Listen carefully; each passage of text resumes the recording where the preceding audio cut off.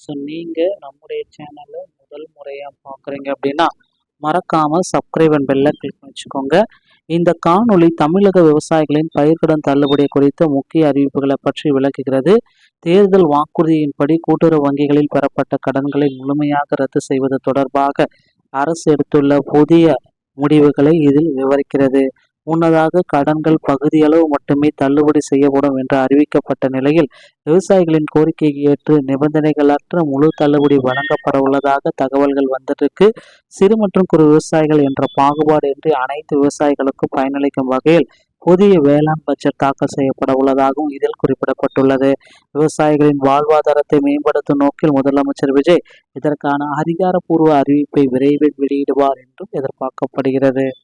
So விவசாய கடன் முழுமையான தள்ளுபடி குறித்த முக்கியமான அறிவிப்புகளை இந்த ஒரு வீடியோவில் பார்க்கலாம். 100% முழுமையாக தள்ளுபடி. கூட்டுறவு வங்கிகளில் பெறப்பட்ட அனைத்து விவசாய பயிர்க்கடன்களும் முழுமையாக தள்ளுபடி. 5 ஏக்கர் என்ற வரம்போ சிறு மற்றும் குறு விவசாயிகள் என்ற வேறுபாடோ கிடையாது, அனைவருக்கும் தள்ளுபடி.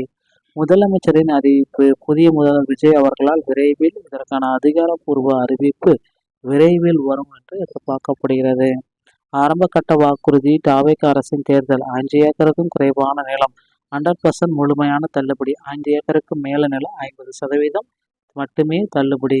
ஸோ முதல் அறிவிப்பு பார்த்தீங்கன்னா விவசாயிகளுடைய ஏமாற்றத்திற்கு என்ன காரணம்? ஆட்சி அமைத்த பின் கூட்டுறவு வங்கிகளில் ஏற்பட்டிருக்க அந்த புதிய நிபந்தனைகள். விவசாயிக்கு வாங்கிய மொத்த பயிர்க்கடன் கடன் அளவு 75,000 வரை முழுமையாக தள்ளுபடி. கடன் அளவு 75,000க்கு மேலே இருந்துச்சுன்னா 35,000 மட்டுமே தள்ளுபடி. எதிர்பாராத உச்சவரம்புகளால் பெருத்த சுமைக்கு ஆளான விவசாயிகள் இந்த முழு தள்ளுபடியை தவிர்க்க போராட்டங்களை ஈடுபட்டு வராங்க. மாற்றத்திற்கான விசை மற்றும் அரசின் மறுபரிசீலனை. விவசாயிகள் போராட்டம். பயிர்க்கடன்களை முழுமையாக தள்ளுபடி செய்யக்கூடிய விவசாயிகள் பார்த்தீங்கன்னா போராடிட்டு இருக்காங்க. அரசின் மறுபரிசீலனை. விவசாயிகளின் அதிருப்தியை தொடர்ந்து முந்தைய அறிவிப்பை உடனடியாக மறுபரிசீலனை செய்ய வேண்டும். முதல்வர் விஜயுடைய தலையீடு இதில் இருக்கணும். விவசாயிகளின் கோரிக்கைகளை ஏற்று நிபந்தனைகளோடு தளர்த்தி முழு தள்ளுபடி வழங்க புதிய முதல்வர் விஜய் அவர்கள் வழிவகை செய்யணும் அப்படின்ட்டு கோரிக்கைகள் எல்லாம் வச்சிருக்காங்க. ஸோ பழைய நிபந்தனை 5 ஏக்கருக்கு மேலே கீழே என்ன வேறுபாடு, புதிய நிபந்தனைகள் எந்த வேறுபாடும் கிடையாது. கடன் உச்சவரம்பு பழைய நிபந்தனைகள் 75,000லேருந்து 35,000. உச்சவரம்பு ஒன்றி 100% முழு தள்ளுபடியை இதில் கொடுக்குறோம். சிறு மற்றும் குறு விவசாயிகளுடைய முழு பலன்கள் எந்த பாகுபாடுமின்றி அனைத்து விவசாயிகளுக்கும் இது சென்றடையணும் அப்படின்றதுக்காக குறிப்பிட்டிருக்காங்க. ஸோ அனைத்து விவசாயிகளுக்குமே சென்றடையும். ஸோ அனைவருமே உள்ளடக்கிய 100% தள்ளுபடி. சிறு விவசாயிகள். ஸோ அது ஒரு பக்கம் இருந்தாலும் சிறு விவசாயிகள் ஸ்மால் ஃபார்மர்ஸ், குறு விவசாயிகள், சிறு விவசாயிகள், பெரு விவசாயிகள் என புதிய கடன்கள் புதுசாக வரவில்லை. ஏற்கனவே நிலுவையில் உள்ள பெண்டிங் விவசாய கடன்களும் இந்த முறைப்படி தள்ளுபடியின் கீழே தானே வந்துடும் அப்படின்ட்டு குறிப்பிட்டு சொல்கிறாங்க.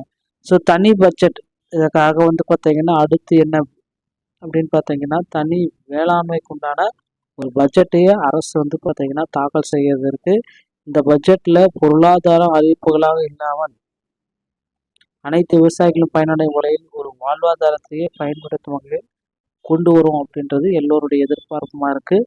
ஸோ மக்களை பொறுத்திருந்து இருங்க. கண்டிப்பாக சூரியன் புதிய அப்டேட் பார்த்தீங்கன்னா மறைந்தவுடன் அதிகாரப்பூர்வ அரசாணைக்காக காத்திருக்க போகிறோம். விவசாயிகளின் கோரிக்கைகளை மதிப்பளித்து 100% முழு தள்ளுபடிக்கான கொள்கை முடிவுகள் எடுக்கப்பட்டிருக்கிறது. முதலமைச்சர் விஜய் அவர்களின் அதிகாரப்பூர்வ அறிவிப்பு இன்னும் வெளியாகவில்லை அப்படின்றத குறிப்பிட்டு சொல்லியிருக்காங்க.